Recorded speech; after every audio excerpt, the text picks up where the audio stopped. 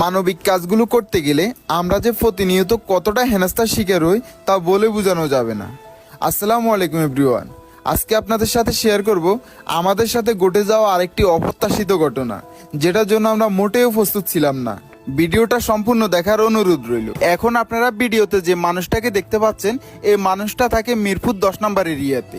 বিশেষ করে আমরা যে মানসিক ভারসাম্যহীন মানুষগুলোকে সেবা প্রদান করে থাকি, ওই মানুষগুলো যে অঞ্চলে থাকে বা যে এলাকাতে থাকে, ওই এলাকার মানুষজন যখন আমাদের ইনবক্সে বা আমাদের হোয়াটসঅ্যাপ নাম্বারে আমাদেরকে ছবি এবং লোকেশন দেয়, তখন আমরা ওই লোকেশন অনুযায়ী যাওয়ার চেষ্টা করি এবং কনফার্ম হই যে উনি মানসিক ভারসাম্যহীন মানুষ কিনা।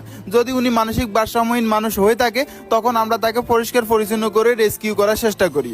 অন্যথা উনি যদি মানসিক ভারসাম্যহীন মানুষ না হয়ে থাকে, তখন আমরা তাকে ওই জায়গার মধ্যে আমরা যাই না বা আমরা ওনাকে রেস্কিউ বা পরিষ্কার পরিচ্ছন্ন করার চেষ্টাও করি না। ঠিক এই মানুষটাকে পরিষ্কার পরিচ্ছন্ন করার জন্য মিরপুর 10